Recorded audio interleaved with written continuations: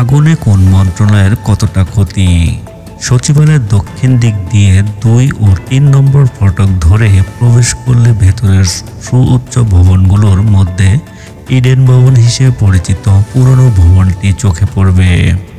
বুধবার গভীর রাতে যেখানে ভয়াবহ আগুন ছড়িয়ে পড়ে এক মাথা থেকে আরেক মাথায়, প্রশাসনের প্রাণকেন্দ্র এই ভবন 7 নম্বর ভবন হিসেবে পরিচিত, যেটির পূর্ব দিকে অর্থ মন্ত্রণালয়ের নতুন বহুতল ভবন আর পশ্চিম দিকে জনপ্রশাসন ও মন্ত্রিপরিষদ ভবন।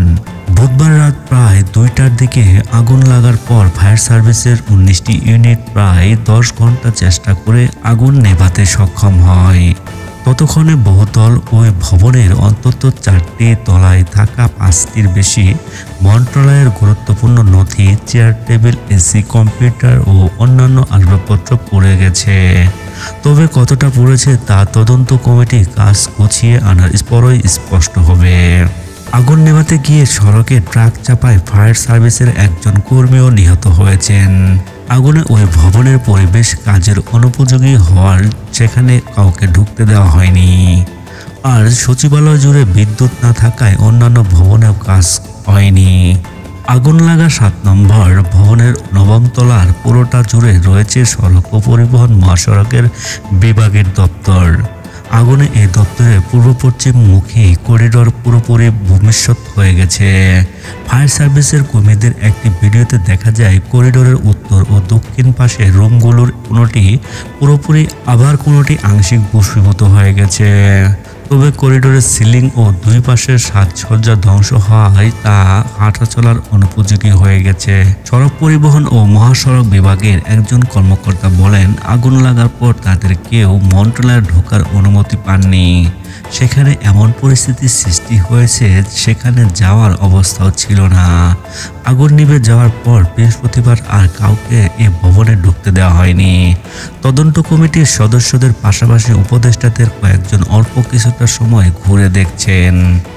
ভবনের 8ম তলার পূর্ব অংশে রয়েছে সড়ক পরিবহন ও মহাসড়ক বিভাগের কয়েকটি দপ্তর। আরও রয়েছে অর্থ মন্ত্রণালয়, স্থানীয় সরকার, পল্লী উন্নয়ন ও সমবায় মন্ত্রণালয়ের দপ্তর। এই তলার পশ্চিম অংশ জুড়ে রয়েছে ডাক ও টেলিযোগাযোগ উপদেষ্টা নাহিদ ইসলামের দপ্তর। তার দপ্তর ও আশপাশের রুমগুলোর ব্যাপক ক্ষয়ক্ষতি হয়েছে বলে জানিয়েছেন একজন কর্মকর্তা। অন্যদের মতো তিনিও বৃহস্পতিবার তার বিভাগে যেতে পারেননি। তবে সেখানকার ভিডিও থেকে দেখা অভিজ্ঞতার আলোকে এক কর্মকর্তা বলেন, উপদেষ্টার দপ্তর পুরোপুরি ভস্মীভূত হয়ে যাওয়ার কথা শুনছেন। পাশের রুমগুলো পুরো একদম ছাই হয়ে গেছে। পুরো 7ম তলা জুড়ে রয়েছে স্থানীয় সরকার, পল্লী উন্নয়ন ও সমবায় মন্ত্রণালয়, যেটির উপদেষ্টা বৈষম্যবিরোধী ছাত্র আন্দোলনের নেতা আসিফ মাহমুদ সজীব ভুঁইয়া। আগুনে এই মন্ত্রণালয় ও দপ্তরের অধিকাংশ জিনিসপত্র পুড়ে গেছে বলে উপদেষ্টা নিজেই বলেছেন। 6ষ্ঠ তলায় শ্রম ও কর্মসংস্থান মন্ত্রণালয় এবং যুব ও ক্রীড়া মন্ত্রণালয়ের দপ্তর রয়েছে। যুব ও ক্রীড়া মন্ত্রণালয়ের দায়িত্বেও রয়েছেন আসিফ মাহমুদ।